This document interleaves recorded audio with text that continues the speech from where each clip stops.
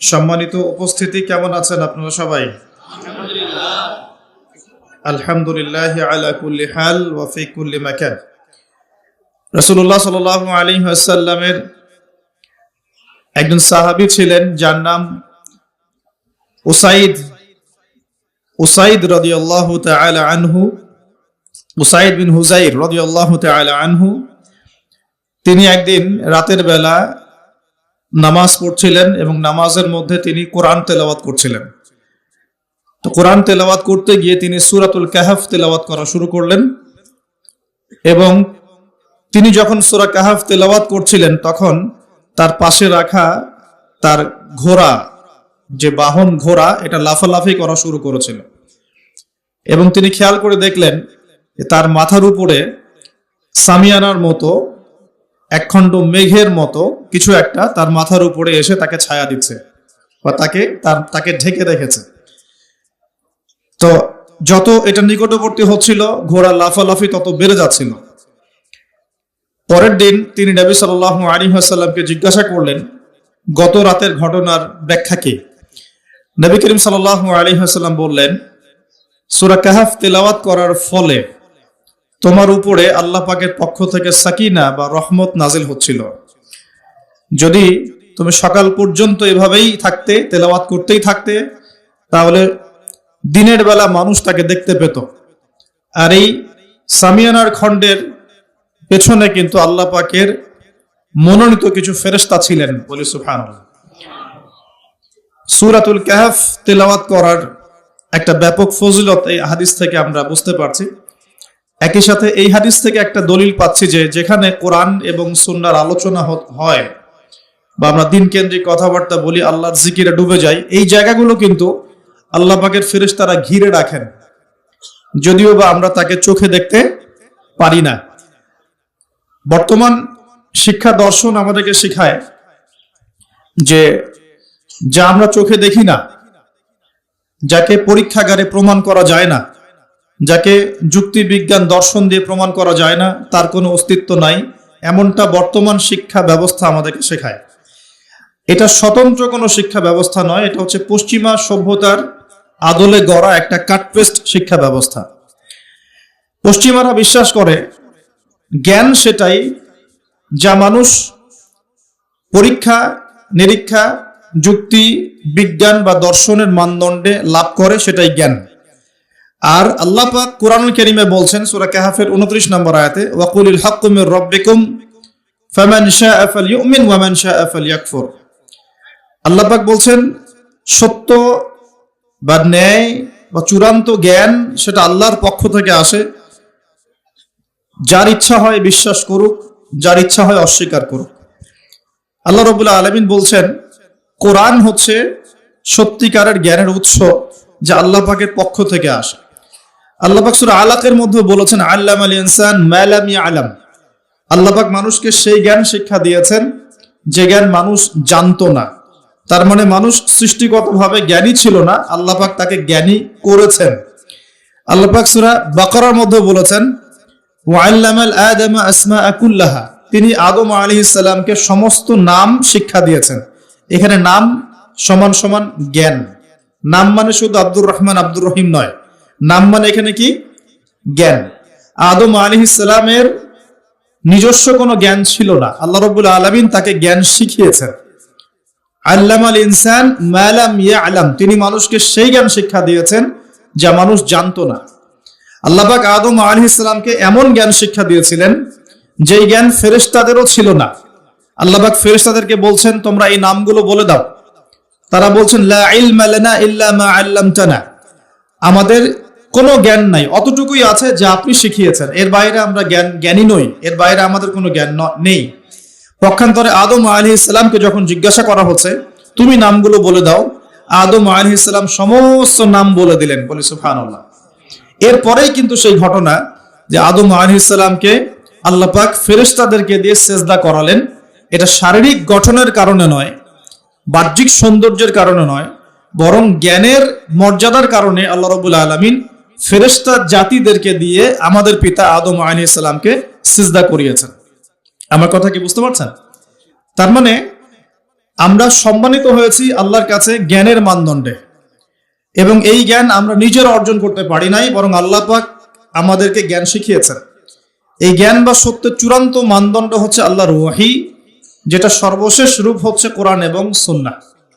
কোরআন এবং সুন্নাহ হচ্ছে সর্বশেষ আল্লাহর পক্ষ থেকে নাজিলকৃত ওয়াহি, যার মধ্যে মানবতার প্রতিটা বিষয়ের সমাধান দেয়া আছে ইনশাআল্লাহ তাআলা। আমরা এখন যে জ্ঞান তত্ত্ব শিখছি, যেটাকে আমরা ফিলোসফির ভাষায় বলি এপিস্টিমোলজি, এই শব্দটার সাথে ইউনিভার্সিটি লেভেলের যে টিচাররা আছেন তারা পরিচিত। এটাকে বলা হয় এপিস্টিমোলজি বা জ্ঞান তত্ত্ব। পশ্চিমা জ্ঞান তত্ত্ব হচ্ছে এটা, একটু বোঝার চেষ্টা করি। আমরা এখন শিক্ষা ব্যবস্থা নিয়ে অনেক কথাই বলছি, কিন্তু এর গোড়া আমরা ধরতে পারছি না এখনো। আমরা ডালপালা নিয়ে নাড়াচাড়া করছি। ডারউইনের মতবাদ কেন, ইতিহাস বিকৃত কেন, মুসলিমদেরকে ছোট করা হচ্ছে কেন, সমকামিতা প্রমোট করা হচ্ছে কেন, আমরা সমস্যার ডালপালাগুলো ধরে টানাহেচড়া করছি, কিন্তু সমস্যার গোড়াটা আমি আপনাদেরকে বলছি আজকে ইনশাআল্লাহ। সমস্যার শেকড়টা হচ্ছে এখানে। এই শব্দটার নাম এপিস্টিমোলজি বা জ্ঞান তত্ত্ব। এটা কি জিনিস? এটা হচ্ছে একটা দর্শন, একটা মানদণ্ড, যে মানদণ্ডের ভিত্তিতে আমরা জ্ঞান শিখি। আমরা কোন মানদণ্ডে জ্ঞান শিখি? মুসলিমরা এমন মানদণ্ডে জ্ঞান শেখে, আমরা বিশ্বাস করি জ্ঞান আল্লাহর পক্ষ থেকে আসে। আমরা বিশ্বাস করি যে জ্ঞান মানুষের সৃষ্টির সাথে সাথেই তার ভিতরে ছিল না। আমরা বিশ্বাস করি জ্ঞান আল্লাহ পাক শিক্ষা দেন, এবং এমন জ্ঞান শিক্ষা দেন যা আমরা জানতাম না। আল্লাহ পাক মহাজ্ঞানী সত্তা, তার জ্ঞান অসীম। আমরা খুব ক্ষুদ্র সৃষ্টি, আমাদের জ্ঞান খুব সসীম। এই সসীম সৃষ্টি, অসীম জ্ঞানী আল্লাহ রাব্বুল আলামিনের জ্ঞানকে পেনিট্রেট করতে পারবে না। তাই আমাদের উচিত হচ্ছে আল্লাহ পাকের মহাজ্ঞানের সামনে আত্মসমর্পণ করা। এর নাম ইসলাম। আমরা এমন ফিলোসফি ফলো করি। কথা কি বুঝতে পারছেন? আমরা আরো ফলো করি, ইমানদার হতে হলে আমাদেরকে গায়েবে বিশ্বাস করতে হবে, যেমন আল্লাহ, ফেরেশতা, আসমানি কিতাব, নবী রাসূল, পরকাল, তাকদীর। এগুলোর মধ্যে শুধু আসমানি কিতাব কোরআনই চোখে দেখা যাচ্ছে, এটা চোখে দেখা যাচ্ছে, বাকি আর কোনো কিছুই আমরা চোখে দেখছি না। আমরা আল্লাহকে দেখিনি, আমরা ফেরেশতাও দেখছি না, আমরা আগের আসমানি কিতাবগুলো দেখি নাই, শুধু কোরআন দেখছি। কোন হতবাকা মুসলিম তো কোরআনও দেখে না, তাদের কথা স্বতন্ত্র। আমরা নবী রসুলগণকেও দেখি নাই, এমনকি আমাদের নবী মুহাম্মদ সাল্লাল্লাহু আলাইহি ওয়াসাল্লামকেও দেখি নাই। আমরা পরকালের কোনো ধাপ দেখিনি, এবং আমরা তাকদীর বা ভাগ্যের ভালো মন্দও দেখি নাই। দেখেছি? তার মানে এই 6টা পিলার প্রতিটাই গায়েব বা অদৃশ্য। আমরা মুসলিমরা বিশ্বাস করি এই অদৃশ্যের জগতে বিশ্বাস না করা পর্যন্ত একজন ব্যক্তি মুমিন হতে পারবে না। আলিফ লাম মিম যালিকাল কিতাব লা রাইবা ফিহি হুদাল লিল মুত্তাকিন। কারা মুত্তাকি? আল্লাযীনা ইউমিনুনা বিল গায়বি, যারা গায়েবে বিশ্বাস করে। আর এই গায়েবটা কি? এই 6টা পিলার হচ্ছে গায়েব। ইমানের 6 পিলার হচ্ছে কি? গায়েব। এখন আমাদের এপিস্টিমোলজি এমন, আমরা বিশ্বাস করি মহাজ্ঞানী সত্তা আল্লাহ পাকের পক্ষ থেকে জ্ঞান নাজিল হয়, মানুষ জ্ঞান প্রডিউস করতে পারে না। আমার কথা কি বুঝতে পারছেন? এখন এর বিপরীতে যে জ্ঞানতাত্ত্বিক দর্শনটা আছে, এই জ্ঞানতাত্ত্বিক দর্শনের জন্ম হচ্ছে পশ্চিমা সভ্যতায়। কবে জন্ম হয়েছে? ওই ফরাসি বিপ্লবের পরপর। এটা বেশি দিন হয় নাই। ফরাসি বিপ্লবের পরপর 1800 থেকে 1900 সালের মাঝামাঝি, এটাকে অনেকে 1750 থেকে শুরু করেন হিসেব করা, কিন্তু মূল রেভলিউশন শুরু হচ্ছে 1800 সালের পর থেকে। এই 1800 সালের পর থেকে নিয়ে পশ্চিমা সভ্যতা একটা পরিবর্তন দেখা দেয়। কিরকম পরিবর্তন? তারা ধর্ম থেকে বের হয়ে চাক্ষুষ দর্শনে বিশ্বাস করা শুরু করে। তারা গির্জা, পোপ এগুলোকে এলিমিনেট করে, বাদ দিয়ে এমন একটা দর্শন চালু করে যে চোখে যা দেখা যায় তাই বিশ্বাস করব। ধর্মীয় কিতাব, গ্রন্থ, নবী রাসূল, পরকাল এগুলোর কোনো কনসেপ্ট আমরা বিশ্বাস করব না। ওরা এরকম একটা এপিস্টেমোলজি ফিক্স করে ফেলে। আরো সহজ করে বলতে গেলে, তারা বিশ্বাস করে জ্ঞান সেটাই, সত্য সেটাই, বা ন্যায় অন্যায়ের মানদণ্ড সেটাই যা যুক্তি, বিজ্ঞান, দর্শন দিয়ে প্রমাণ করা যায় বা পরীক্ষাগারে প্রমাণ করা যায়। পরীক্ষা নিরীক্ষা পর্যবেক্ষণ দিয়ে যে সিদ্ধান্তে আসা যায় সেটাই হলো জ্ঞান। এই হলো ওদের দর্শন, এবং এই দর্শনটাকে কপি পেস্ট করে বিগত 100 বছরে সারা বিশ্বের বিভিন্ন কান্ট্রিতে ছড়িয়ে দেওয়া হয়েছে। এর মধ্যে কোনো মুসলিম কান্ট্রিও বাদ যায় নাই। এখন জ্ঞান তত্ত্ব নিয়ে যত কথা হচ্ছে, এর গোড়া হচ্ছে এখানে। আমরা বিশ্বাস করি জ্ঞান আল্লাহর পক্ষ থেকে আসে। আমরা বিশ্বাস করি আমরা খুব ক্ষুদ্র জ্ঞানের অধিকারী মানুষ, আমাদের এত বেশি জ্ঞান নাই। এমনকি আমরা তো নিজের আত্মাকেও ব্যাখ্যা করতে পারি না। আমরা আমাদের স্বপ্নকেও ব্যাখ্যা করতে পারি না, আমরা আমাদের ঘুমকে ব্যাখ্যা করতে পারি না, আমাদের সাথে আগামীকাল কি হবে আমরা সেটা জানি না। এত ক্ষুদ্র জ্ঞান নিয়ে আমরা কি আল্লাহ পাকের মহাজ্ঞানকে অতিক্রম করতে পারবো? পারা যাবে? পারা যাবে না। তাহলে আল্লাহ পাক যেগুলো নাজিল করছেন, ইমানের পিলার, ইসলাম, পরকাল, মিজান, পুলসিরাত, জান্নাত, জাহান্নাম, আত্মা, জিনজাতি, ফেরেশতা, যেগুলো আমরা চোখে দেখি না, এগুলোকে কি আমরা আমাদের ক্ষুদ্র জ্ঞানে ব্যাখ্যা করতে পারবো? পারবো না। কিন্তু তাদের দর্শনটা এমন, তারা মনে করে যে পরীক্ষা নিরীক্ষা, যুক্তি বিজ্ঞান, দর্শন দিয়ে যা পাবো সেটাই জ্ঞান। উদাহরণ দিয়ে বোঝাচ্ছি, তাহলে বুঝতে পারবেন। আমরা জিন জাতিকে বিশ্বাস করি, করি কিনা? করি কিনা? আমাদের সবার সাথে একটা করে জিন শয়তান আছে কি নাই? আছে। তবে এখনকার বিশ্বে বেশিরভাগ শয়তান কিন্তু পশ্চিমা সভ্যতায় থাকে। কথা কি বুঝতে পারছেন? আচ্ছা, তো আমরা জিন জাতিকে বিশ্বাস করি। আমাদেরকে যদি বলা হয় কেন বিশ্বাস করেন, এর পিছনে যুক্তি কি, বিজ্ঞান কি, দর্শন কি, আমরা বলবো যে আমরা যুক্তি বিজ্ঞান দর্শনের আলোকে জিন জাতিকে বিশ্বাস করি না। আমরা বিশ্বাস করি এই আলোকে, আল্লাহ পাক বলেছেন ওয়ামা খালাকতুল জিন্না ওয়াল ইনসা ইল্লা লিয়াবুদুন। আল্লাহ পাক তার সর্বশেষ গ্রন্থ, মহাগ্রন্থ আল কোরআনে বলেছেন সূরা জারিয়াতের 56 নম্বর আয়াতে, ওয়ামা খালাকতুল জিন্না ওয়াল ইনসা ইল্লা লিয়াবুদুন, আমি জিন আর মানব জাতিকে শুধুমাত্র আমার ইবাদত করার জন্যই সৃষ্টি করেছি। আল্লাহ পাক বলেছেন আমি বিশ্বাস করি, এটাই আমার দর্শন। কারণ আমার জ্ঞান ক্ষুদ্র, আল্লাহর জ্ঞান অসীম। আমি যা জানি না আল্লাহ পাক সেটা জানেন। এই হলো আমাদের সহজ সরল দর্শন। অনেকেই দর্শনটাকে বলতে পারে মৌলবাদী দর্শন, অনেকে বলতে পারে এটা হচ্ছে ধর্মান্ধ দর্শন। এই শব্দগুলো কি শোনেন এখন? এই শব্দগুলো এই কারণেই বলা হয় যেহেতু আপনি বলছেন যে আমি আল্লাহর কথা চোখ বন্ধ করে বিশ্বাস করি, এই কারণে তারা আপনাকে বলবে আপনি ধর্মান্ধ। কথাটা কি বুঝতে পারছেন? আর আমরা কোরআন এবং হাদিস ঘাটাঘাটি করে দেখছি, এরকম ধর্মান্ধ না হতে পারলে আপনি মুসলিম হতে পারবেন না। কথা কি বুঝতে পারছেন? আল্লাহ পাক যা বলেছেন চোখ বন্ধ করে বিশ্বাস করার নাম ইসলাম। এখানে প্রশ্ন করলে আপনি কি হয়ে যাবেন? আপনি কিন্তু আল্লাহ দ্রোহী হয়ে যেতে পারেন। এখন পশ্চিমারা বলছে যে জিন জাতিকে তারা বিশ্বাস করে না। কেন বিশ্বাস করে না? কারণ জিনকে আপনি যুক্তি দিয়ে প্রমাণ করতে পারবেন না, বিজ্ঞান দিয়ে এখনো প্রমাণ করতে পারেন নাই, কোনো দর্শন দিয়ে প্রমাণ করতে পারছেন না। এমনকি ল্যাবরেটরিতে বসে গবেষণা করেও আপনি জিনের অস্তিত্ব প্রমাণ করতে পারছেন না, পারছেন না। এই কারণেই পশ্চিমারা এটাকে বিশ্বাস করবে না এবং ওদের আদলে গড়া কোনো শিক্ষা ব্যবস্থাই এটাকে স্বীকার করবে না। আমি কি বোঝাতে পারছি সমস্যার গোড়া কোথায়? সমস্যার গোড়াটা এই জ্ঞানতাত্ত্বিক দর্শনে, যেটাকে আমরা বলি এপিস্টেমোলজি। আমরা বলছি আমরা ফেরেশতায় বিশ্বাস করি, ফেরেশতায় বিশ্বাস করি। কেন বিশ্বাস করি? আমাদের উত্তর একটাই, আল্লাহ পাক বিশ্বাস করতে বলেছেন তাই করি। আল্লাহ পাক ইমানের পিলারের মধ্যে ফেরেশতার কথা বলেছেন তাই করি। তার নবী মুহাম্মদ সাল্লাল্লাহু আলাইহি ওয়াসাল্লাম আমাদেরকে বিশ্বাস করতে বলেছেন, হাদিসে আছে, কোরআনে আছে, এই কারণে করি। এখন আপনার বিশ্বাসকে তারা বলতে পারে ধর্মান্ধ বিশ্বাস, মৌলবাদী কনসেপ্ট। এখন প্রশ্ন হচ্ছে তারা কেন বিশ্বাস করে না? উত্তর, ফেরেশতাকে আপনি পরীক্ষা নিরীক্ষা পর্যবেক্ষণের মাধ্যমে প্রমাণ করতে পারবেন না। ল্যাবরেটরিতে বসে ফেরেশতার অস্তিত্ব আপনি প্রমাণ করতে পারবেন না। আপনি কোনো যুক্তি বিজ্ঞান দর্শন দিয়ে ফেরেশতার অস্তিত্ব প্রমাণ করতে পারবেন না। এই জ্ঞান আল্লাহ পাক আপনাকে দেন নাই। এখানে জ্ঞানতাত্ত্বিক পার্থক্য। আমরা আল্লাহতে কেন বিশ্বাস করি, কেন ধর্মে বিশ্বাস করি?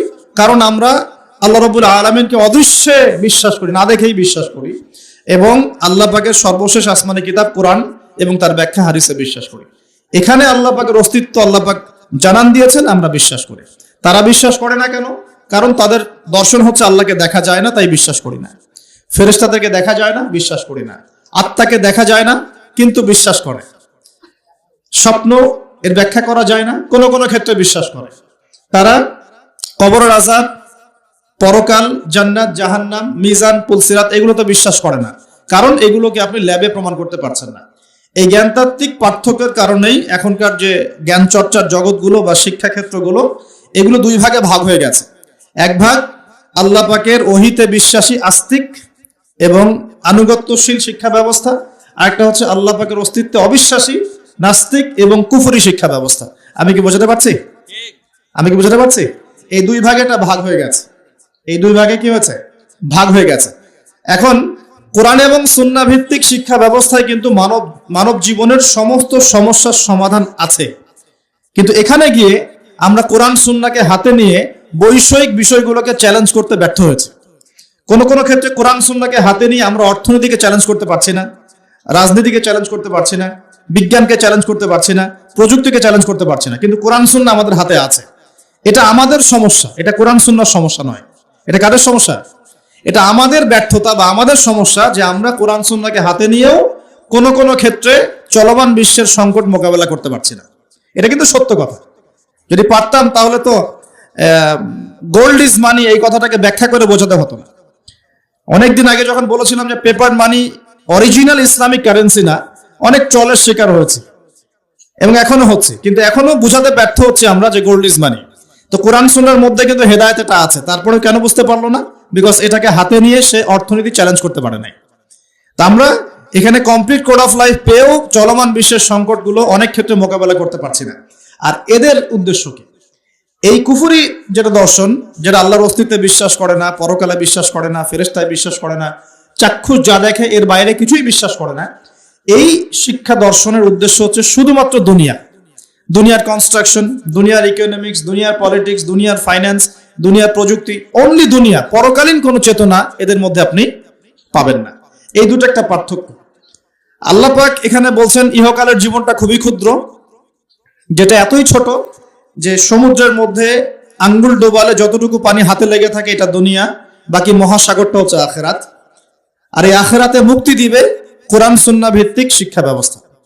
আর আপনি যখন কুফরি বা দুনিয়াবি দর্শন কেন্দ্রিক শিক্ষা ব্যবস্থাতেই পড়ে থাকবেন, তখন এটা দুনিয়ায় ফায়দা দিবে, পরকালে কিন্তু কোনো ফায়দা দিবে না। এখানে আরেকটা প্রশ্ন আসবে, তাহলে কি আমরা দুনিয়াবি শিক্ষা ব্যবস্থায় শিক্ষিত হব না? উত্তর হচ্ছে অবশ্যই হব, অবশ্যই হব। তবে কোরআন এবং সুন্নাহর শিক্ষার মানদণ্ড ঠিক রেখে তারপরে আমি দুনিয়াবি শিক্ষার বিষয়গুলোর দিকে ফোকাস করব। ইসলামের প্রারম্ভিক যুগে, সোনালী যুগে এই বিশ্বকে মুসলিমরা যা দিয়েছে, গণিতের কথা বলেন, জ্যোতির্বিজ্ঞানের কথা বলেন, মেডিকেল সায়েন্সের কথা বলেন, হ্যাঁ, বায়োলজির কথা বলেন, ফিলোসফির কথা বলেন, ইকোনমিক্সের কথা বলেন, বা এই যে আমরা বলি ভূগোলের কথা বলেন, অঙ্কশাস্ত্র বলেন, অ্যালগোরিদম বলেন, প্রতিটা সেই ডিপার্টমেন্ট যার উপর ভিত্তি করে এখনকার সভ্যতা দাঁড়িয়ে আছে, এগুলো মুসলিমদের হাতে এই পৃথিবী দেখেছে, অমুসলিমদের হাতে দেখে নাই। ওই সময়কার মুসলিমরা কি পিছিয়ে পড়েছিলেন? জি না, ওই সময়কার মুসলিমরা আমাদের চাইতে বেশি এগিয়েছিলেন। তারা কোরআন এবং সুন্নাহকে গবেষণা করে চলমান বিশ্বের সমস্ত সমস্যার সমাধান দিচ্ছিলেন। কিন্তু আমরা এখন কোরআন সুন্নাহকে হাতে নিয়ে চলমান বিশ্বের প্রতিটা ডিপার্টমেন্ট নিয়ন্ত্রণ করতে পারছি না। এটা আমাদের ব্যর্থতা, এটা কোরআন সুন্নাহর ব্যর্থতা নয়। এখানে সলিউশনটা কি, এটা বলে আমি আগে সামনে যাব। এখানে মূল বিষয়টা হচ্ছে যে আল্লাহ রাব্বুল আলামিন আমাদেরকে সৃষ্টি করেছেন একটা বিশাল উদ্দেশ্য নিয়ে, সেটা হলো ওয়ামা খালাকতুল জিন্না ওয়াল ইনসা ইল্লা লিয়াবুদুন। আল্লাহ পাক আমাদেরকে সৃষ্টি করেছেন যাতে আমরা তার ইবাদত করি। ইবাদত করার জন্য আমাদের দরকার কিছু গাইডেন্স। এই গাইডেন্স আল্লাহ পাক দিয়েছেন কোরআনে এবং হাদিসে। প্রয়োজন একজন শিক্ষকের, মহান শিক্ষক দিয়েছেন মুহাম্মদ রাসূলুল্লাহ সাল্লাল্লাহু আলাইহি ওয়াসাল্লামকে, যাকে দেখে শিখতে হবে। আমরা তাকে দেখছি না, তার সাহাবীরা তাকে দেখেছেন, তার পরের জেনারেশন সাহাবীদেরকে দেখেছেন, তারপরের জেনারেশন তাবেঈদেরকে দেখেছেন। এভাবে আস্তে আস্তে আস্তে আস্তে এই জ্ঞানটা চলে আসছে। এখন আমরা উলামায়ে কেরামকে দেখছি যারা কোরআন এবং সুন্নাহকে ব্যাখ্যা করছেন এবং এর আলোকে যুগ এবং জিজ্ঞাসার জবাব দেওয়ার চেষ্টা করছেন। এখন আমার সামনে কোরআন সুন্নাহ কিন্তু স্পষ্ট আছে, এবং কোরআন এবং সুন্নাহে শুধুমাত্র এক কেন্দ্রিক সমাধান দেয়া নাই, মানুষের জীবনের প্রতিটা ডিপার্টমেন্টের সমস্যার সমাধান এখানে দেয়া আছে। এখন আমরা যদি কোরআন এবং সুন্নাহকে পরিপূর্ণরূপে গ্রহণ করি এবং সমকালীন উপকারী জ্ঞানগুলো অর্জন করি, তাহলে ইনশাআল্লাহ কোরআন এবং সুন্নাহকে হাতে নিয়ে আমরা বিশ্বটাকে চ্যালেঞ্জ করতে পারবো। আমি কি বোঝাতে পারছি? আমাদের সমস্যার সমাধানটা এভাবে হওয়া পসিবল। এখন সমস্যাটা কোথায়? শেকড়েই আমরা কুফরি একটা মন্ত্র তন্ত্র চর্চা করছি, যে আমরা যা দেখি না তাকে বিশ্বাস করি না। এটাই সমস্যা। এ কারণে কেন ডারউইনের মতবাদের কেন প্রয়োজন হবে? যখন মানুষ জানবে যে তাকে সৃষ্টি করেছেন মহান আল্লাহ রাব্বুল আলামিন, এর উপর সে বিশ্বাসী হবে, তখন কি তার এরকম কোনো মন্ত্রের দরকার আছে? আর যখন একটা জায়গার, একটা এলাকার, একটা দেশের, একটা সমাজের বেশিরভাগ মানুষ আল্লাহ বিশ্বাসী, তখন জোর করে কেন আমি একটা মতবাদ চাপিয়ে বাচ্চাদেরকে পড়াশোনা করাবো? উদ্দেশ্যটা কি? উদ্দেশ্য হচ্ছে একটা সুদূর প্রসারী উদ্দেশ্য, যে আমরা চাচ্ছি আগামী 20 বছর 30 বছরের মধ্যে যেন এমন একটা প্রজন্ম গড়ে ওঠে যারা আল্লাহ থেকে অনেক দূরে চলে যাবে। এটা উদ্দেশ্য। না হলে আমি কেন এই মতবাদ কচি কচি বাচ্চাদেরকে শেখাতে যাব। কেন শেখাতে যাব? যেই মতবাদটা কোরআন সুন্নাহ বিরোধী, একই সাথে বর্তমান আধুনিক বিজ্ঞানও বিরোধী। মেডিকেল সায়েন্সের কোন ক্লাসিক্যাল বইয়ের মধ্যে, চ্যালেঞ্জ করলাম, মেডিকেল সায়েন্সের কোন ক্লাসিক্যাল বইয়ের মধ্যে এই মতবাদকে স্বীকৃতি দেওয়া হয় নাই। কোন মতবাদ, এই মতবাদটাকে না, কোন ক্লাসিক্যাল বইয়ের মধ্যে আপনি এই মতবাদটাকে পাবেন না যেটাকে স্বীকৃতি দেওয়া হয়েছে। এটা তার একটা থট। বিজ্ঞানে কি হয়, কিছু থটস থাকে, অনুসিদ্ধান্ত, এগুলো গবেষণা করা হয়, আজকে একটা ফলাফল দেওয়া হয়, কালকে আরেকটা ফলাফল দেওয়া হয়। যখন সর্বসম্মতিক্রমে একটা জায়গায় মানুষ আসে তখন সেটাকে ফিক্স করা হয়। এই মতবাদের সর্বসম্মতিক্রমে কেউ কখনো সাইন করে নাই। তাহলে কেন জোর করে আমি বাচ্চাকে শেখাতে যাব যে তোমাদের দাদা বড়দাদারা বানর ছিল? কেন শেখাতে যাব? উদ্দেশ্যটা কি? আমি চাচ্ছি একটা প্রজন্ম গড়ে উঠুক, যে প্রজন্ম আস্তে আস্তে আস্তে আস্তে আল্লাহ থেকে দূরে সরে যাবে, ওদের ব্রেইনটা ওয়াশ করা থাকবে এবং ওদের ভিতরে আপনি আর ইসলাম ইনস্টল করতে পারবেন না। অলরেডি বিগত 30 বছর থেকে আমরা একটা প্রজন্ম দেখেছি যেটা এখন বাংলাদেশে বিরাজ করছে, যারা বড় বড় ডিগ্রি নিয়ে এসে কোরআনকে চ্যালেঞ্জ করছে, বড় বড় ডিগ্রি সার্টিফিকেট নিয়ে এসে কোরআনকে চ্যালেঞ্জ করছে, হাদিসকে চ্যালেঞ্জ করছে। কেন চোরের হাত কাটতে হবে প্রশ্ন করছে, কেন পর্দার বিধান ও প্রশ্ন করছে, কেন ইসলামে ব্যভিচার করলে রজম করতে হয়, কেন জেনা করলে শাস্তি দিতে হবে, ঠিক আছে, কেন ইসলামে বহু বিবাহ জায়েজ, কেন আয়েশা রাদিয়াল্লাহু আনহার ওই বয়সে নবীর সাথে বিয়ে হলো, অনেক চ্যালেঞ্জ সে উপস্থাপন করছে কিনা। অলরেডি আমরা একটা প্রজন্ম গড়ে ফেলেছি, আমাদের অজান্তেই, আমাদের সাইলেন্সের মধ্যে একটা প্রজন্ম গড়ে উঠেছে অলরেডি, যারা কিন্তু এগুলোকে চ্যালেঞ্জ করছে। এবং এদের সংখ্যা কিন্তু 8-10 জন নয়, এদের সংখ্যা কিন্তু প্রায় 10 to 20%। জানেন, 10 to 20% স্টুডেন্টস এখন যারা ফারেগ হচ্ছে বিভিন্ন সেকুলার ইনস্টিটিউশন থেকে, তারা এগুলোকে চ্যালেঞ্জ করছে। ইসলাম পালন করছে কিভাবে? ইসলাম পালন করছে আনুষ্ঠানিকতা, ঈদের নামাজ, জুমার নামাজ, রমজান মাসে মাঝে মাঝে তারাবি, ঠিক আছে, মাঝে মাঝে ইসলাম, মাঝে মাঝে। এই যে একটা প্রজন্ম তৈরি করলাম, এটা কি পশ্চিমাদের বিজয় নয়? এটাই তো পশ্চিমাদের বিজয়। আর এর উপর আবার ওই যে বলে না, মরার উপর খরার ঘা, বলার কথা আছে না, মরার উপর খরার ঘা। একটা প্রজন্ম অলরেডি তৈরি হয়েছে, এখন নতুন একটা প্রজন্ম আমরা তৈরি করতে চাচ্ছি যে সরাসরি আল্লাহকেই অস্বীকার করবে, নাউযুবিল্লাহ। সে বলবে যে না, আল্লাহ আমাকে সৃষ্টি করে নাই, আমি তো ছোটবেলায় পড়েছি যে আমার দাদারা বানর ছিল, নাউযুবিল্লাহ। কথা কি বুঝতে পারছেন? সমস্যার গোড়ায় চলে আসেন।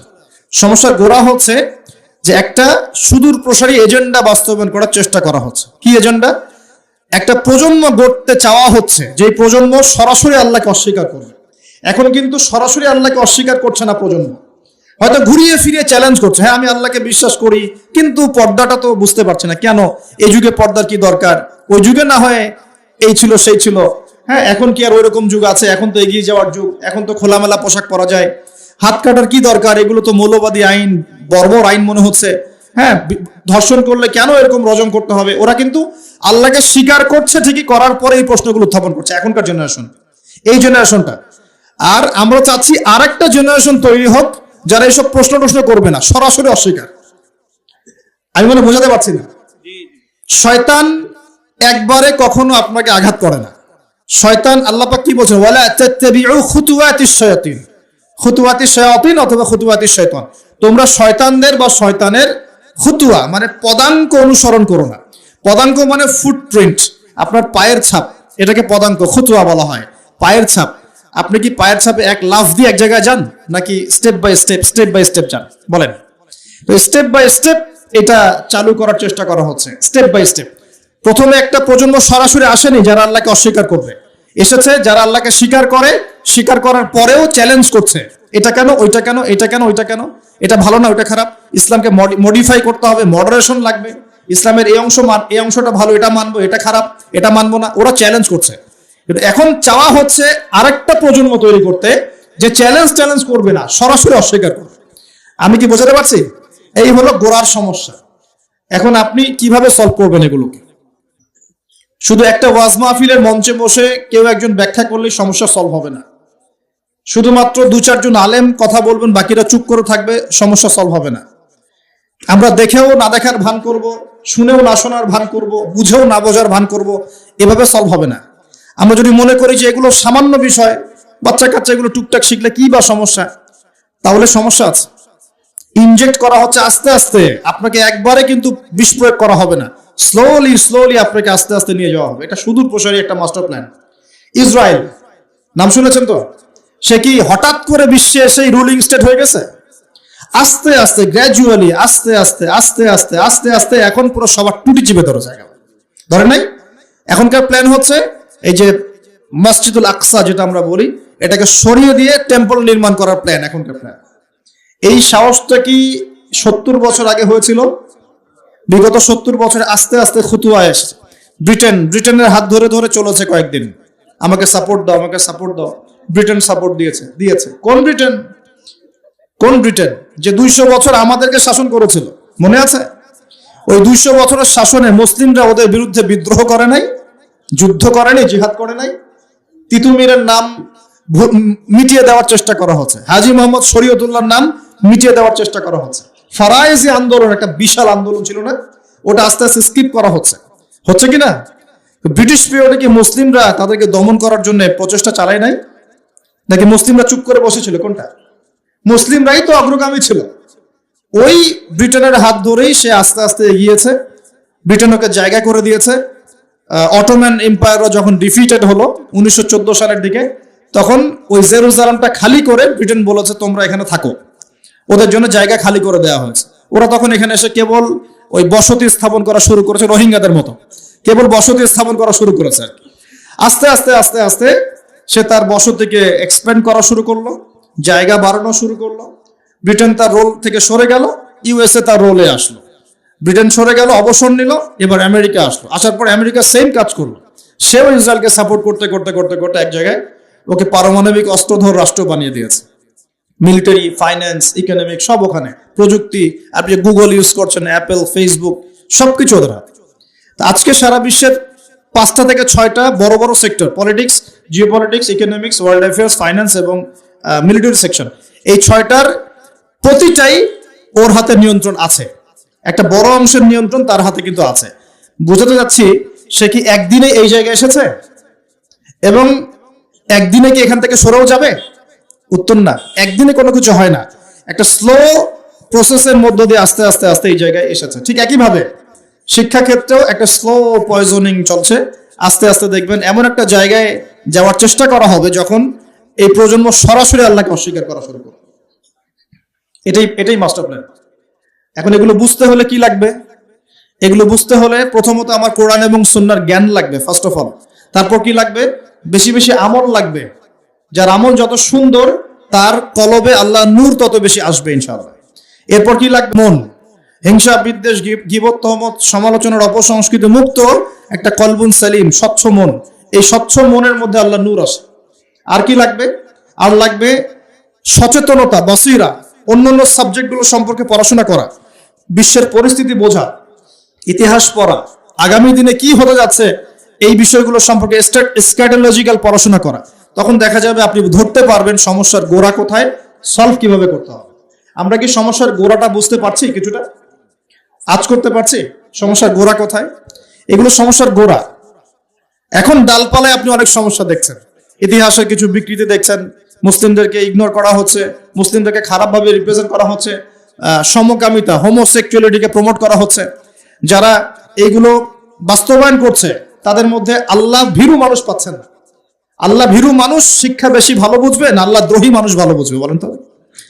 আল্লাহ ভীরু মুত্তাকি মানুষ শিক্ষা ক্ষেত্র ভালো বুঝবে না একজন ফাসেক, মুনাফিক, জালেম, নামাজও পড়ে না এই ব্যক্তি ভালো বুঝবে? কে ভালো বুঝবে? হ্যাঁ, এটা ঠিক আছে। একজন অমুসলিম ব্যক্তি যদি ইকোনমিক সেকশনে ভালো জ্ঞানী হয়, সে সেই সেকশনের জ্ঞান আপনাকে দিতে পারবে। একজন তথ্য প্রযুক্তির ক্ষেত্রে যদি একজন অমুসলিম ব্যক্তিও থাকেন, সে কিন্তু আপনাকে ভালো জ্ঞান দিতে পারবেন ওই সেকশনে। কিন্তু তারা কি কোরআন সুন্নাহর মানদণ্ডে জ্ঞানের সত্য মিথ্যা যাচাই করতে পারবে? পারবে না। এখানে আল্লাহ ভীরু মানুষের দরকার ছিল না? তো এখানে যারা প্রণয়ন করছে ওখানে আল্লাহ ভীরু মানুষ কয়জন? সেখানে ইসলামিক জ্ঞানে জ্ঞানী, বলিয়ান এরকম স্কলার কয়জন? তাদের সাথে পরামর্শের প্রয়োজন কি আমরা বোধ করব না? একটা কিছু লঞ্চ করার আগে আমাদের বাচ্চারা কি শিখবে, কি পড়বে, ওদের ভবিষ্যৎ কি হবে, কেন ওদেরকে এগুলো শেখাবো, কেন ইসলাম শেখাবো না, কেন নামাজ পড়াবো না, কেন কোরআন শিক্ষাকে বাধ্যতামূলক করব না, কেন আমি নামাজকে বাধ্যতামূলক করব না? কেন আমি মুসলিম অমুসলিমের মধ্যে ফ্রি মিক্সিং চালু করব? আলাদা করে স্বতন্ত্র করে কেন পড়াতে পারবো না? কেন আমি মেয়েদের মধ্যে ছেলে টিচারকে পড়াতে পাঠাবো? কেন ছেলেদের মধ্যে মেয়ে টিচারকে পড়াতে পাঠাবো? ফ্রি মিক্সিং কেন করবো? কেন আমি ইসলামিক অনুশাসনগুলো মেনে চলবো? এগুলো জানার বোঝার জন্য কি ইসলামপন্থী মানুষের সাথে পরামর্শ করার দরকার নেই? পরামর্শ কে করতে যায়? সবাই যে যার মতো কাজ করছে। এর ফল কিন্তু শুধু আমরা ভোগ করবো তা নয়, যারা এগুলো লঞ্চ করছে তাদের বাড়ির সন্তানরা এর ফল ভোগ করবে। দেখে নিন, কথা বুঝতে পারছেন না? এগুলোর ফল শুধু আমরা একা ভোগ করছি তা নয়, এর ফল পুরো জাতিকে ভোগ করতে হবে, যদি এখনই বিকল্প কোনো ব্যবস্থা বা এর সলিউশন লঞ্চ করা না যায়। দেখুন, আল্লাহ রাব্বুল আলামিন আমাদেরকে এই পৃথিবীতে এমনি এমনি পাঠান নাই। ইবাদতের মধ্য দিয়ে আল্লাহ পাক আমাদেরকে পরীক্ষা করছেন, হায়াত দিয়েছেন, মৃত্যু দিবেন। একদিন কিন্তু আল্লাহর সামনে দাঁড়িয়ে আমাদের সবাইকে জবাবদিহি করতে হবে, হবে কিনা? আমি যদি কোনো ভালো কিছু চালু করে যাই, তাহলে যত মানুষ এই ভালো দিয়ে উপকৃত হবে সমস্ত নেকি কিন্তু আমি পাবো ইনশাআল্লাহ। একই সাথে আমি যদি খারাপ কিছু চালু করে যাই, যত মানুষ এই খারাপে ইফেক্টেড হবে সব গুনাহ কিন্তু আমার কাঁধে আসবে। এটা বুঝেই আমাকে কাজ করা উচিত। আল্লাহ পাক আমাদেরকে তৌফিক দান করুন, বলি আমিন। এবার আসেন, যুবক ভাইদের উপকারে আসবে কিছু কথা বলি, এবং আমাদের ওলামায়ে কেরাম এখানে অনেকে আছেন, তারাও হয়তো বিষয়টার দৃষ্টি দিবেন, এবং এখানে আরো অনেক শিক্ষিত মহল আছেন, আপনারা এই বিষয়গুলো নিয়ে ভাববেন। এটা জাস্ট আমার একটা পরামর্শ, আমার ক্ষুদ্র জ্ঞানে। আর আমি কখনোই বলছি না যে আমার পরামর্শটাকে আপনাকে গ্রহণ করতেই হবে। আপনাকে আমি বাধ্য করতে পারবো না, ফোর্স করতে পারবো না। আমি শুধু দাওয়াত দিতে পারবো, সত্য মিথ্যাটাকে ক্ষুদ্র জ্ঞানে উপস্থাপন করতে পারবো ইনশাআল্লাহ। বাকি বিষয়টা আপনার। সলিউশন কিভাবে করবেন দেখুন। এক, সলিউশন সম্ভব ব্যক্তি পর্যায় থেকে, অথবা সামাজিকভাবে, অথবা রাষ্ট্রীয়ভাবে। তিনটা পর্যায়ে, ব্যক্তি পর্যায় থেকে সম্ভব, সামাজিকভাবে সম্ভব, রাষ্ট্রীয় পর্যায়ে সম্ভব। যদি রাষ্ট্রীয় পর্যায় থেকে সদুদ্যোগ থাকে তাহলে তার কোনো প্রয়োজনই নাই উদ্যোগের। যদি রাষ্ট্রীয় পর্যায় থেকে এমন সদুদ্যোগ থাকে যে আমরা এমন শিক্ষা ব্যবস্থা চালু করব ইনশাআল্লাহ, যে শিক্ষা ব্যবস্থায় আমার সন্তান হাফেজও হবে, ডক্টরও হবে, আমার সন্তান আলেমও হবে, মুফতিও হবে, পাইলটও হবে, আমার সন্তান আর্মি অফিসারও হবে, আমার সন্তান হাফেজও হবে, সে মুফতিও হতে পারবে, আমার সন্তান ইমামতি করার যোগ্যতা অর্জন করবে, পাশাপাশি রাজনীতিও বুঝবে, অর্থনীতিও বুঝবে। এরকম যদি কোনো সিস্টেম আমরা চাই, এরকম স্বপ্ন দেখতে পারি যে আমরা সবাইকে এমন শিক্ষায় শিক্ষিত করব যে উভমুখী শিক্ষায় হারমোনিয়াসলি কম্বাইন্ড হবে, মানে আমরা একমুখী চিন্তা করব না, আমরা উপকারী সব জ্ঞানগুলোকে একত্রিত করে একটা কনস্ট্রাকটিভ সিলেবাস লঞ্চ করব। যে এমন চিন্তা থাকতো বা থাকে উপর থেকে, তাহলে তো আমাদের ভাবার কোনো প্রয়োজনই নাই।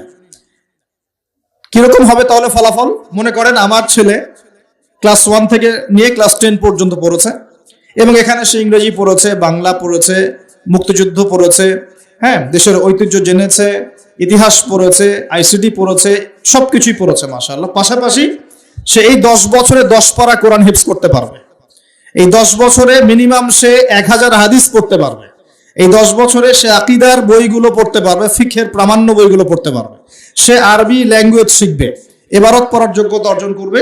ফিউচার যখন বড় লেভেলে সে যাবে, তখন সে তার লাইফটাকে ভাগ করে নেবে ঠিকই, কিন্তু ইসলামের ভিত্তির জ্ঞানটা তার মধ্যে থেকে যাবে।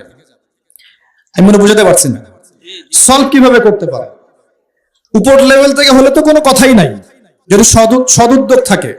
কি রকম সদুদ্যোগ?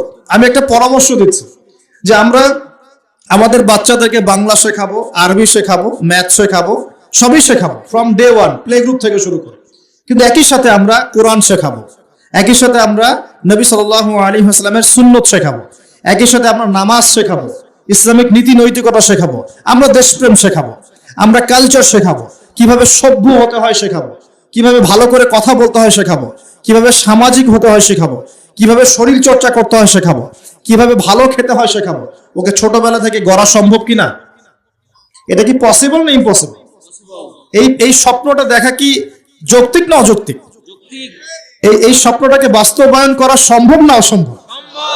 কি মনে হয় আপনাদের? 1 বছরের মধ্যে সম্ভব, অনলি 1 বছরের মধ্যে।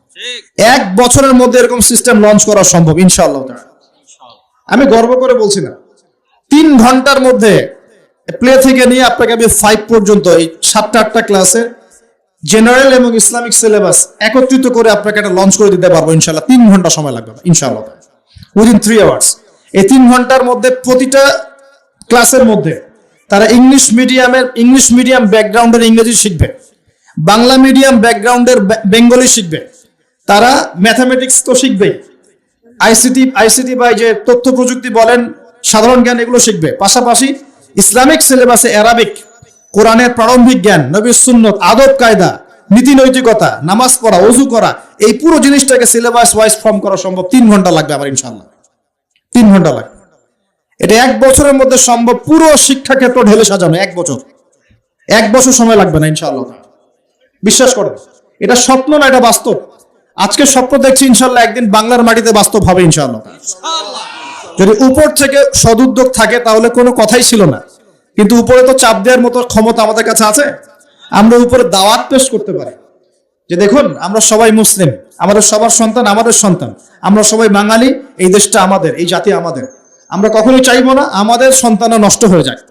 আমরা চাইবো না আমাদের সন্তানরা শিখুক বানর থেকে আমরা হয়েছি। আমরা চাইবো না আমাদের সন্তানরা ভুল ইতিহাস শিখুক। আমরা চাইবো না আমাদের সন্তানরা সমকামিতা শিখুক। আমরা কখনোই চাইবো না আমাদের সন্তানরা জেনা করা শিখুক, নগ্নতা শিখুক। এগুলো আমরা চাইবো না। এগুলো কারা চায়? যারা এই জাতিটাকে ধ্বংস করতে চায়, এরা চায় এটা। আমি যদি সত্যিকার অর্থেই জাতির কল্যাণকামী হয়ে থাকি, আমাকে সবার জন্য ভাবতে হবে। তো এরকম যদি এডুকেশন প্যাটার্নটাকে একটু ঢেলে সাজানো যায়, এটাকে শেকড় থেকে উপরে ফেলার প্রয়োজন হবে না, একটু ঢেলে সাজাতে হবে খালি। ইসলামিক এডুকেশন এবং জেনারেল এডুকেশনটাকে জাস্ট কম্বিনেশন দরকার, একটা সুন্দর কম্বিনেশন।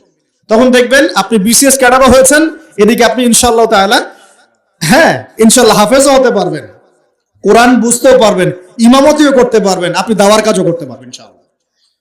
আমরা অনেক মুসলিম কান্ট্রিতে দেখেছি পাইলট যারা প্লেন এয়ারক্রাফট চালায়, অনেক পাইলট হাফেজ, অনেক ডক্টর তারা মুফতি, অনেক ইঞ্জিনিয়ার তারা মাশাআল্লাহ এদিকে ইফতাও কমপ্লিট করে ফেলেছেন।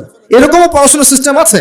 একটু খোঁজ নিয়ে দেখেন, মালয়েশিয়ায় দেখেন, মদিনায় দেখেন, সৌদিতে দেখেন, মিশরে দেখেন, দেখবেন এরকম সিস্টেম দিয়েছে তারা।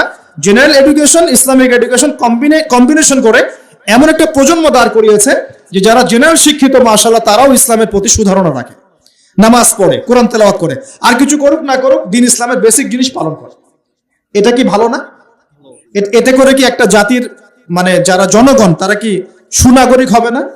এতে দেশের কল্যাণ না? এটা কি দেশের সম্পদ না? অ্যাসেট। অনেক বিজ্ঞানী আছে মুসলিম কান্ট্রির মধ্যে যারা হাফেজে কোরআন, যারা হাদিসের মুহাদ্দিস, ইফতা করেছেন, দাওরা দিয়েছেন, বড় বড় লেভেলে গিয়েছেন, পিএইচডি করেছেন, এমবিএ করেছেন, এদিকে এমফিল করেছেন, এদিকে আবার সায়েন্টিস্ট, এদিকে আবার মেডিকেল সায়েন্সে আছেন, এদিকে ইঞ্জিনিয়ারিং আছেন, এদিকে পাইলট, এদিকে আর্মি অফিসার, এরকম বহু মানুষ আছে। এটাই শিক্ষা। আমরা এখন এটাকে টুকরা টুকরা করে বিভক্ত করে ফেলছি। কিরকম করে?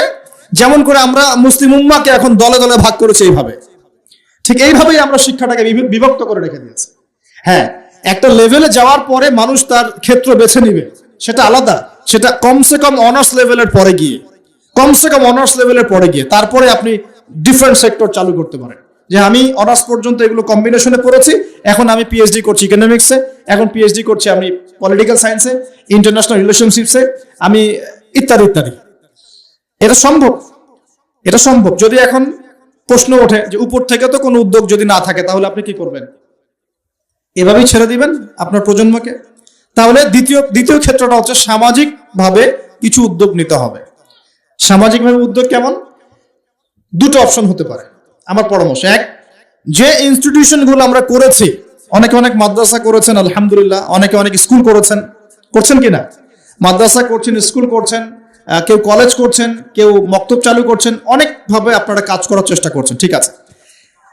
যেগুলো গড়ে তুলেছেন অলরেডি, এগুলোর মধ্যে সিলেবাসে পরিবর্তন নিয়ে আসার চেষ্টা করুন। সিলেবাসে কম্বাইন্ড এডুকেশন নিয়ে আসার চেষ্টা করুন। এখানে জেনারেলকে বাদ দিয়ে শুধু ইসলামিক পড়লেও যেমন বিশ্বকে চ্যালেঞ্জ করা যাচ্ছে না, একইভাবে শুধুমাত্র ইসলামিকটা পড়ে জেনারেলটাকে আলাদা করে ফেললেও কিন্তু আমাদেরকে বিশ্ববাসী মূল্যায়ন করছে না। কথা কি বুঝতে পারছেন? দুটোর মধ্যে সমন্বয় দরকার। আর এই সমন্বয় করলে আমরা কিন্তু ফাসেক হয়ে যাব না। অঙ্ক কোনো অনইসলামিক সাবজেক্ট নয়, ইংরেজি কোনো অনইসলামিক সাবজেক্ট নয়, বিজ্ঞান কোনো অনইসলামিক সাবজেক্ট নয়, চিকিৎসা শাস্ত্র কোনো অনইসলামিক সাবজেক্ট নয়, ইঞ্জিনিয়ারিং কোনো অনইসলামিক সাবজেক্ট নয়। এগুলো কি, এই জ্ঞানগুলো কি আমরাই মানে প্রডিউস করেছি, না এই জ্ঞান আল্লাহ আমাদেরকে দিয়েছিলেন? বলেন তো। আপনি যদি কোরআন পড়েন, কোরআন পড়লে দেখবেন কোরআনকে 3 ভাগে ভাগ করতে পারবেন, যার একটা বড় অংশে থাকবে হিস্ট্রি বা ইতিহাস। তাহলে ইতিহাস শাস্ত্র কি জায়েজ না জায়েজ? হিস্ট্রি জানা কি খারাপ না ভালো? বিশ্বের ভূ রাজনৈতিক প্রেক্ষাপট জানবো, এটা কি জায়েজ না জায়েজ? আমি যদি না জানি পুরো বিশ্বে কি চলছে, আমি কেমন করে ইসলামকে নিয়ে আগাবো বলেন? অর্থনীতি একটা জায়েজ সাবজেক্ট না জায়েজ সাবজেক্ট? ইকোনমিক্স যদি আমি না বুঝি, তাহলে আমি ব্যাংকিং সিস্টেম, ফাইন্যান্স কেমন করে লঞ্চ করব, কিভাবে আমি এটাকে ডিল করব? এখানে একটা শুরু থেকে সমস্যা হয়ে আসছে, আমরা দুটোকে একত্রিত করতে ব্যর্থ হয়েছি। তাহলে যে প্রতিষ্ঠানগুলো আছে এগুলোকে যদি আমরা একটু সিলেবাসে কিছুটা পরিবর্তন আনার চেষ্টা করি, আমার মনে হয় আগামী 5 থেকে 10 বছরের মধ্যে আপনি একটা প্রজন্ম তৈরি করতে পারবেন, যারা বলবে না যে বানর থেকে আমি হয়েছি, যারা বলবে আমরা আল্লাহ থেকে হয়েছি ইনশাআল্লাহ। আমরা আল্লাহ থেকে এসেছি, আল্লাহ ফিরে যাবো ইনশাআল্লাহ। আল্লাহ আমাদেরকে সৃষ্টি করেছেন, আমরা তার কাছেই ফিরে যাবো ইনশাআল্লাহ। ইন্না লিল্লাহ ওয়া ইন্না ইলাইহি রাজিউন। তারা যত বড় সেকশনেই যাক না কেন, তারা কোরআন সুন্নাহর জ্ঞান ভিতরে লালন করবে, আমল করবে, সুনাগরিক হবে ইনশাআল্লাহ। এটা একটা অপশন। আর একটা অপশন, এখন যদি প্রতিষ্ঠানের পরিচালকরা এটাতে রাজি না হন, সামাজিক সাপোর্টটাও না পান, তাহলে কি করবে? তাহলে অপশন হচ্ছে যারা সামর্থ্যবান, শোনেন, যারা সামর্থ্যবান, যাদের যোগ্যতা আছে, যারা বিষয়গুলো বোঝেন, ভাবেন, এবং যারা চান না যে আমাদের প্রজন্মগুলো ধ্বংস হয়ে যাক, নতুন নতুন শিক্ষা প্রতিষ্ঠান গড়ে তোলেন, নতুন নতুন মাদ্রাসা গড়ে তোলেন, নতুন নতুন স্কুল গড়ে তোলেন, নতুন নতুন কলেজ গড়ে তোলেন, এমন কিছু করেন। নতুন গড়ে তোলার পরে এগুলোর মধ্যে আপনি কম্বাইন্ড এডুকেশন চালু করে দেন, আগামী 10 থেকে 20 বছর পর একটা ভালো ফলাফল পাবেন ইনশাআল্লাহ তাআলা। যে যদি মূল্যায়ন করা হয় 1 বছর লাগবে না ইনশাআল্লাহ, পুরো প্লে থেকে নিয়ে 10 পর্যন্ত, এইচএসসি পর্যন্ত পুরো সিলেবাসটাকে আমরা ইসলামাইজড করে, জেনারেল এবং ইসলামিক শিক্ষার সমন্বয় করে পুরো জাতিকে পরিবর্তন করে মিশন হাতে নিতে পারবো ইনশাআল্লাহ তাআলা। আর মূল্যায়ন করবে কি করবে না আল্লাহু আ'লাম। আর আল্লাহ পাক তো ক্ষমতার মালিক। ক্ষমতার মালিক কে? কালকে যে জেলখানায় ইউসুফ, তার পরের দিন সে মিশরের ওই যে পার্লামেন্টে, মনে আছে? গতকাল জেলখানায় ইউসুফ আলাইহিস সালাম, তার পরের দিন কোথায়? পার্লামেন্টে। ক্ষমতা দেওয়ার মালিক কে? ইজ্জত দেওয়ার মালিক কে? সম্মান দেওয়ার মালিক কে? এগুলো আল্লাহর হাতে। আল্লাহ পাক চাইলে ওরকম যোগ্য মানুষকে উপরে নিয়ে যেতে পারেন ইনশাআল্লাহ তাআলা। আল্লাহ পাক পারেন না? সবই পারেন। কুলিল্লাহুম্মা মালিকাল মুলক। আল্লাহ পাক হচ্ছেন রাজত্বের মালিক। তুতিল মুলকা মান তাশা। আল্লাহ পাক যাকে ইচ্ছা রাজত্ব দেন। কে রাজত্ব দেন? আল্লাহ পাক। ক্ষমতা কে দেন? আল্লাহ। ওয়া তানজিউল মুলকা মিম্মান তাশা। আল্লাহ পাক যার থেকে ইচ্ছা ক্ষমতা কি করেন? কেড়েও নেন। কে এটার মালিক? আল্লাহ। আল্লাহ পাক ন্যায়পরায়ণদেরকে আমাদের উপরে রাখুন, আমরা দোয়া করি। আমাদের উপরে যাদেরকে আল্লাহ পাক রাখুন, তারা যেন ন্যায় বিচার করতে পারে, সেই দোয়া আমরা করি। ন্যায়পরায়ণ শাসক আল্লাহ পাক আমাদেরকে দান করুন, দোয়া করি। দোয়া করতে হবে যে আল্লাহ পাক আমাদের উপরে যেন সৎ, যোগ্য এবং ন্যায়পরায়ণ শাসক আল্লাহ পাক আমাদেরকে দান করেন, বলি আমিন। এবং তাদেরকে ন্যায় বিচার করার তৌফিক আল্লাহ পাক দান করেন। আল্লাহ পাক এমন শিক্ষা ব্যবস্থা প্রণয়ন করার তৌফিক দান করেন, যার মধ্য দিয়ে যেন আমাদের ছেলেমেয়েরা, আমাদের সন্তান সন্ততিরা আগামী 5-10 বছর পরে যারা আসবে, তারা এই বাংলার মাটিতে জেনারেল শিক্ষায়ও শিক্ষিত হবে ইনশাআল্লাহ, ইসলামিক শিক্ষাও শিক্ষিত হবে ইনশাআল্লাহ।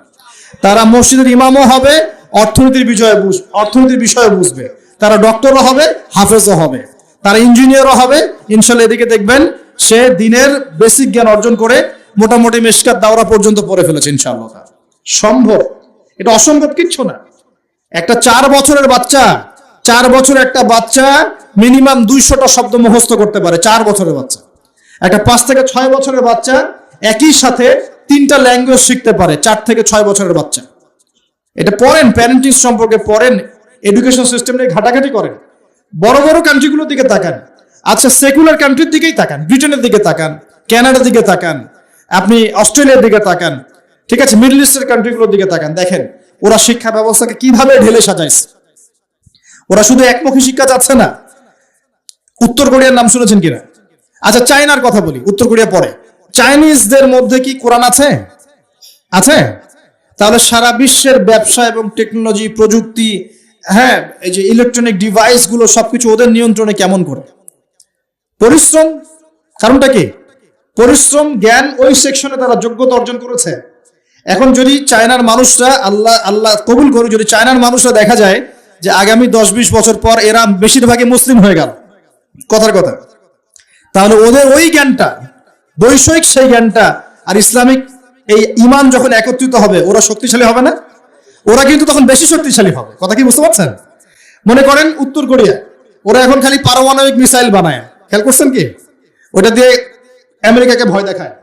তো আল্লাহ যদি কবুল করেন, ওরা যদি বেশিরভাগ মানুষ আগামী 20 বছর পর মুসলিম হয়ে যায়, ওরা শক্তিশালী হবে না আমরা? এটা বুঝতে হবে যে মানুষের জ্ঞানকে অবমূল্যায়ন করা যাবে না। ওই জ্ঞান ঠিক আছে, এর মধ্যে ইসলামিক জ্ঞানটাকে ইনজেক্ট করলে একটা ভালো প্রজন্ম আপনি তৈরি করতে পারবেন ইনশাআল্লাহ। এটাই আমাদের উদ্দেশ্য, এটাই আজকের কথা বলার মূল উদ্দেশ্য। আল্লাহ পাক আমাদেরকে বোঝার তৌফিক দান করুন। ইসলামিক জ্ঞানটাকে সর্ব জায়গায় সর্বমহলে ইনজেক্ট করার চেষ্টা করতে হবে। আল্লাহ পাক আমাদের সবাইকে এই কথাগুলো বোঝার তৌফিক দান করুন।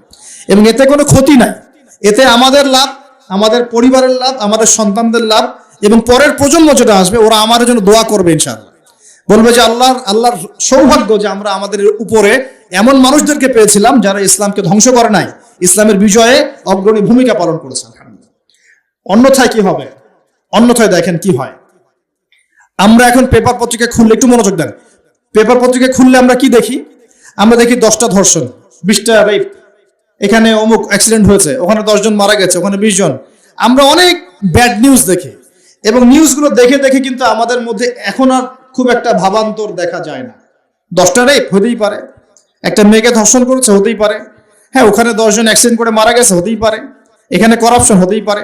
আমরা যেন নিউট্রালাইজ হয়ে গেছি, মানে আমরা এটাকে স্বাভাবিকীকরণে নিয়ে আসছি, স্বাভাবিকীকরণ। তাহলে যদি এখন এরকম করেই বিকৃত শিক্ষা পদ্ধতি চালু করা হয় বা এইভাবে আমাদের সন্তানরা শিখতে থাকে, তাহলে আস্তে আস্তে আস্তে আস্তে ইসলামহীনতাটাকেও নিউট্রালাইজেশন বা স্বাভাবিকীকরণ করা হবে। এটা কি বুঝতে পারছেন? এই হলো পরের ফলাফল যদি এখন সতর্ক না হয়। প্রিয় ভাইরা, আর দুটো অপশন আমি বলছি, এটা আমার পরামর্শ। এখন যারা আরবি লাইনে পড়ে ফেলেছেন, মাশাআল্লাহ অনেক দূর পর্যন্ত চলে আসছেন, কিন্তু বৈষয়িক জ্ঞান অর্জন করেন নাই, তাদের কি হবে? আর যারা জেনারেল লাইনে পড়ে ফেলেছেন কিন্তু ইসলামিক জ্ঞান অর্জন করেন নাই, তাদের কি হবে? যারা জেনারেল লাইনে 20 বছর পড়েছেন, এখন কি আপনি আবার মাদ্রাসায় ভর্তি হতে পারবেন? যারা মাদ্রাসায় মাশাআল্লাহ অনেকদিন পড়েছেন, এখন কি আপনি সমকালীন বিষয়গুলো শেখার জন্য নতুন করে ইউনিভার্সিটিতে ভর্তি হতে পারবেন? সম্ভব? তাহলে এখন আমাকে উত্তর দেন, এই যে কোটি কোটি জেনারেল শিক্ষিত ছেলে পেলে, তারা কি তাহলে ইসলামের জন্য কাজ করবে না? তারা কি ইসলামের জ্ঞান অর্জন করার অধিকার রাখে না? তারা কোরআন শিখবে না? হাদিস শিখবে না? তারা দাওয়াতি কাজ করবে না? তারা কি উম্মাকে নেতৃত্ব দেওয়ার জন্য ভূমিকা রাখবে কি রাখবে না? তাদের সংখ্যা কিন্তু মাদ্রাসা পড়ুয়া ভাইদের চেয়ে বেশি। বেশি না কম? বেশি, তাদের সংখ্যাই বেশি। ইউনিভার্সিটির সংখ্যা বেশি না মাদ্রাসার? ইউনিভার্সিটি এবং জেনারেল শিক্ষিত ছেলে পেলেদের সংখ্যা পরিসংখ্যান বেশি না অ্যারাবিক লাইনের? বলেন। আসলে কিন্তু জেনারেল লাইনে যারা পড়ছে তাদের সংখ্যা বেশি। সংখ্যা বেশি না? সংখ্যা বেশি। অ্যারাবিক সেকশনে যারা পড়ছে তাদের সংখ্যা কম। তাহলে হিউজ অ্যামাউন্ট অফ পপুলেশন, আমাদের এদেরকে অ্যাভয়েড করে কি আমরা একা একা ইসলামের কাজ করতে পারবো না? ওদেরকে ইনভলভ করতে হবে। ওদেরকে ইনভলভ করতে গেলে ওদেরকে শিক্ষিত বানাবো কিভাবে? এখন ওদেরকে ইসলাম শেখাবো কিভাবে? কি অপশন, কি ফিকির? তাবলিগ জামাতে যাচ্ছে, কিছু মানুষ শিখছে, বুঝলাম, কিন্তু এখানে কি উপরের লেভেল পর্যন্ত দাওরা ইফতা দেওয়ার পর্যন্ত কি সুযোগ আছে? বেসিক জিনিস আপনি শিখবেন, ইবাদত করবেন, ওলামায়ে কেরামের সুহবতে থাকবেন, ওকে অলরাইট, কোনো সমস্যা নেই। কিন্তু ওদেরকে যদি আমরা দায়ী বানাতে চাই, ওদেরকে যদি আমরা এখন হাফেজ বানাতে চাই, ওদেরকে যদি আমরা মুফতি বানাতে চাই, তাহলে কি পদক্ষেপ? কি কোনো ফিকির, কোনো চিন্তা? কে ভাববে এগুলো নিয়ে? কি করতে হবে? ওদেরকে মিনিমাম 3 থেকে 4 বছর বা 5 বছরের শর্ট কোর্সের আওতায় নিয়ে আসার চেষ্টা করতে হবে। মিনিমাম 4 থেকে 5 বছর। আপনারা ভাবেন 5 বছরের জন্য এমন সিলেবাস ফর্ম করেন যাতে একজন জেনারেল শিক্ষিত ভাই 5টা বছর যদি শ্রম দেয়, সেজন্য আবার মৌলানার টাইটেল পাওয়ার যোগ্যতা অর্জন করতে পারে, বা এই পড়াশোনার কিছুটা হলেও সে কভার করতে পারে। এই পদ্ধতি তো আপনাদেরকে চালু করতে হবে। এখন এক্সাম্পল দিচ্ছি, মনে করেন এই যে ভাই বসে আছে, তার নাম আব্দুল্লাহ। আব্দুল্লাহ ভাই অনার্স করেছে মনে করেন কেমিস্ট্রিতে, মাস্টার্স করেছে কেমিস্ট্রিতে, রসায়নে। সে মাশাআল্লাহ কেমিস্ট হচ্ছে এবং সে তার এই যোগ্যতা দিয়ে দেশের খেদমত করছে, আলহামদুলিল্লাহ, চাকরি করছে। এখন সে চায় আমিও দিনের জন্য কিছু করব, এবং আমি শুধু গতানুগতিক করতে চাই না, আমি ভালো কিছু করতে চাই। তাহলে নিঃসন্দেহে আব্দুল্লাহ ভাইকে কোরআন তেলাওয়াত করা শিখতে হবে, আব্দুল্লাহ ভাইকে আরবি ভাষা শিখতে হবে, আব্দুল্লাহ ভাইকে নিঃসন্দেহে এখন হাদিসের ইবারত পড়ার যোগ্যতা অর্জন করতে হবে, তাকে আকীদার বই পড়তে হবে, ফিকহের বই পড়তে হবে, কিছু উসুল পড়তে হবে এবং তাফসীর, এগুলো পড়ে তাকে একটা লেভেলে আসতে হবে। কিন্তু এখন তার তো মাদ্রাসায় ভর্তি হওয়ার কোনো সুযোগ নাই, আছে? তাহলে ওর জন্য আমি যদি আমার মাদ্রাসায় একটা 5-6 বছরের কোর্স লঞ্চ করতে পারি, যেখানে ওই 100% না হলেও সে মোটামুটি 60-70% কভার করে একটা লেভেলে আসলো, ওকে আমি একটা ইসলামের সম্পদ বানালাম, আমি কিন্তু ওকে একটা সম্পদে পরিণত করলাম। আগে থেকে ওর মধ্যে কেমিস্ট্রির জ্ঞান ছিল, বৈষয়িক জ্ঞানগুলো ছিল, ও ওর জ্ঞান দিয়ে দেশের খেদমত করছিল, এখন সে ইসলামিক জ্ঞানটা অর্জন করে উম্মার খেদমত করবে। সম্ভব কি না? সম্ভব না অসম্ভব? এই স্বপ্নটা কি বাস্তবে আনা যায় না, যায় না? এরকম প্রতিটা কওমি মাদ্রাসা বা প্রতিটা আলিয়া মাদ্রাসা, প্রতিটা বড় বড় প্রতিষ্ঠান যদি এরকম উদ্যোগ নেয়, 4 থেকে 5 বছর 6 বছরে কিছু কোর্স লঞ্চ করে, হ্যাঁ, শরিয়া ফ্যাকাল্টি হতে পারে, দাওয়া এন্ড ইসলামিক স্টাডিজ হতে পারে, কোরআনিক সায়েন্স হতে পারে, হ্যাঁ, মানে সেক্টর আপনারা ভাগ করতে পারেন করে যদি আপনারা জেনারেল ভাইদেরকে সুযোগ করে দেন, এই কোটি কোটি জেনারেল শিক্ষিত ছেলের মধ্যে কমপক্ষে 1 লাখ ছেলে তো বের হবে যারা আগামী দিনে উম্মাকে নেতৃত্ব দেওয়ার যোগ্যতা অর্জন করবে। ভাবা উচিত ছিল, এগুলো ভাবতে হবে না? আচ্ছা, এখন যদি না ভাবেন, এখনো যদি না করেন, তাহলে আগামী 20 বছর পর যে প্রজন্মটা আসবে ওরা বলবে আমরাও তো কিছুই করতে পারলাম না, আরো 20 বছর পিছায় যাবে এরা। তখন কি হবে? আল্লাহ পাক আমাদেরকে কথাগুলো বোঝার তৌফিক দান করুন। আরেকটা বিষয়, এখন মনে করেন ইসলামিক লাইনে যারা পড়াশোনা করেছেন মাশাআল্লাহ, কিন্তু ইকোনমিক্স পারছেন না, ইংলিশ পারছেন না, আইসিটি পারছেন না, বা সমকালীন জিওপলিটিক্স বুঝতে পারছেন না, সমাজের মানুষ তাদেরকে মূল্যায়ন করছে না। আমরা জানি, আমরা বুঝি তাদের মধ্যে কোরআন সুন্নাহর গভীর জ্ঞান আছে, কিন্তু সমাজের মানুষ বলছে কি, এই মোল্লারদর মসজিদ পর্যন্ত কথা বলছে না, তাকে মূল্যায়ন করছে না। ইমাম সাহেব হিসেবে তিনি আসছেন, ইমামকে মূল্যায়ন করছে না। তিনি খতিব, তাকে মূল্যায়ন করছে না। তিনি বলছে একজন ইমাম কেন অর্থনীতি নিয়ে কথা বলবে, একজন খতিব কেন পলিটিক্স নিয়ে কথা বলবে, এই কথাগুলো বলছে না। তাহলে আমাদেরও কি এই জ্ঞানগুলো অর্জন করার প্রয়োজন আছে কি না? আছে। তাহলে এখন তো আপনি আবার ইউনিভার্সিটিতে ভর্তি হতে পারবেন না। তাহলে ইউনিভার্সিটিগুলোর মধ্যে যদি আমরা তাদের জন্য যদি আমরা এরকম করে কোনো শর্ট কোর্স লঞ্চ করতে পারতাম, সেকশন ভাগ করে করে পড়াতে পারতাম, তাহলে কিন্তু ওরাও আগামী দিনে দেশের অ্যাসেট বা সম্পদে পরিণত হতো। এখানে একটা মেরুকরণ দেখতে পাচ্ছেন কি? এই মেরুকরণটাকে দূর করাটাই হচ্ছে এখনকার বিশ্বের চ্যালেঞ্জ। এই মেরুকরণ শিক্ষার এই জ্ঞানতাত্ত্বিক এপিস্টেমোলজিক্যাল মেরুকরণ দূর করাটাই আগামীর বাংলাদেশের চ্যালেঞ্জ হবে।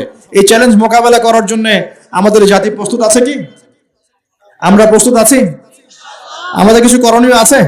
আমি কি অল্প সময়ের মধ্যে ভাঙাচোরা কিছু ব্যাখ্যা করতে পারলাম যে সমস্যাগুলো কোথায়, সলিউশনগুলো কিভাবে হতে পারে? আল্লাহ পাক আমাদের সবাইকে কথাগুলো বোঝার তৌফিক দান করুন। এখন আমার প্রশ্ন যে আপনারা কি, আমরা কি চাই যে আমাদের পরবর্তী প্রজন্ম জ্ঞানতাত্ত্বিক এই মেরুকরণের অতল তলে হারিয়ে যাক? এটা কি আমরা চাই? নাকি আমরা চাই আমাদের পরবর্তী প্রজন্ম কোরআন সুন্নাহর জ্ঞানের পাশাপাশি সমসাময়িক জ্ঞানগুলো নিয়ে কোরআন সুন্নাহর ঈমান এবং চেতনা বুকে ধারণ করে আগামী বিশ্বের সমস্ত সমস্যাগুলোকে ফেস করুক? কোনটা চাই? নিঃসন্দেহে 2 নম্বরটাই আপনি চাচ্ছেন। যদি চান তাহলে প্রথমত প্রয়োজন সামাজিক উদ্যোগ, প্রথমত প্রয়োজন সচেতনতা এবং এটার বেশি প্রচার, প্রথমত প্রয়োজন আমাদের ইচ্ছা শক্তি, আমাদের অর্থনৈতিক কুরবানি, আমাদের জায়গার কুরবানি, আমাদের শ্রম, আমাদের দাওয়াত এবং উপর লেভেল পর্যন্ত এই মেসেজটা পৌঁছানো যে আসুন আমরা পরবর্তী প্রজন্মকে ইসলামিক শিক্ষার আদলে জেনারেল শিক্ষায় শিক্ষিত করি। আল্লাহ পাক আমাদেরকে তৌফিক এনায়েত করুন। একটা আলোকিত প্রজন্ম আমাদের অঙ্গীকার হোক, আমরা এই প্রত্যয় ব্যক্ত করি। আল্লাহ পাক আমাদের সবাইকে তৌফিক দান করুন। আমিন। এরপর ইনশাআল্লাহ তাআলা দেখবেন আমাদের এই প্রজন্ম জ্ঞান অর্জন করবে, জ্ঞান অনুযায়ী আমলও করবে ইনশাআল্লাহ। তারা হালাল খাবে, হারামে যাবে না। তাদের পারিবারিক আদর্শ ঠিক করবে ইনশাআল্লাহ তাআলা। তারা আমর বিল মারুফ নাহি আনিল মুনকারের কাজ করবে ইনশাআল্লাহ। তাদের প্রতিভাগুলো দিয়ে তারা দেশের, জাতির এবং উম্মার খেদমত করবে ইনশাআল্লাহ তাআলা। আমরা বিশ্বের বুকে আর দুর্বল কোন শক্তি হিসেবে থাকবো না ইনশাআল্লাহ তাআলা। আমরা বিশ্বের বুকে একটা শক্তিশালী শক্তি হিসেবে আত্মপ্রকাশ করবো ইনশাআল্লাহ আযজা ওয়া জাল। আগামীর বাংলাদেশ দেখবেন শিক্ষার যদি জ্ঞানতাত্ত্বিক রেভলিউশন সম্ভব হয়, আগামীর বাংলাদেশকে বিশ্বের বড় বড় পরাশক্তিরা ভয় করবে ইনশাআল্লাহ। এটা দেখে নিন। আমাদেরকে ফিকির করতে হবে, আমাদেরকে কাজ করতে হবে, চিন্তা করতে হবে, বিশ্বের পরিস্থিতিগুলো বুঝতে হবে। একই সাথে আমাদের সন্তানদেরকে এই ক্ষতিগুলো থেকে বাঁচানোর জন্য আমাদের সন্তানদেরকে ভালো ভালো প্রতিষ্ঠানে পড়াতে হবে। যদি না থাকে প্রতিষ্ঠান, গড়ে তুলতে হবে। যদি গড়ে তুলেও কাজ না হয়, তাহলে সামাজিকভাবে একটা সচেতনতা তৈরি করতে হবে, অথবা উপর লেভেল পর্যন্ত মেসেজ পৌঁছাতে হবে যে উদ্যোগ গ্রহণ করুন, অন্যথায় এই প্রজন্ম অন্ধকারে হারিয়ে যাবে। আল্লাহ পাক আমাদের সবাইকে এই কথাগুলো বোঝার এবং আমল করার তৌফিক এনায়েত করুন। সকলেই বলে আমিন। আল্লাহ রাব্বুল আলামিনের কাছে দোয়া করি, আল্লাহ পাক আমাদের সবাইকে যেন কোরআন এবং সুন্নাহর জ্ঞানী হওয়ার তৌফিক দান করেন। আল্লাহ পাক আমাদের সবাইকে যেন যে যেখানেই থাকে, যে সেকশনেই থাকে, সবাইকে কোরআন তেলাওয়াত শেখার তৌফিক আল্লাহ পাক দান করেন, কোরআনের ভাষাটা বোঝার তৌফিক দান করেন। আল্লাহ পাক আমাদের সবাইকে নবীর সুন্নাহগুলো আমল করার তৌফিক দান করেন, এর আলোকে জীবন গড়ার তৌফিক দান করেন। আল্লাহ পাক আমাদের সবাইকে যেন হালাল খাওয়ার তৌফিক দেন, হারাম থেকে দূরে রাখেন। আল্লাহ পাক আমাদের সবাইকে ন্যায়পরায়ণ শাসক দান করেন। আল্লাহ পাক আমাদের সবাইকে ন্যায়পরায়ণ শাসক দান করেন। আল্লাহ পাক আমাদের সবাইকে বুদ্ধিদীপ্ত একটা প্রজন্ম দান করেন। আল্লাহ পাক আমাদের পরবর্তী প্রজন্মকে এই বাদর থেকে মানুষ হয়েছি এই টাইপের জ্ঞান অর্জন করা থেকে হেফাজত করেন। আল্লাহ পাক আমাদের সমাজের মানুষদেরকে ইসলামী শিক্ষায় শিক্ষিত করার তৌফিক দান করেন এবং দেশ এবং জাতির কল্যাণে আত্মনিয়োগ করার তৌফিক আল্লাহ পাক আমাদের সবাইকে দান করেন। আমরা সকলেই বলে আমিন।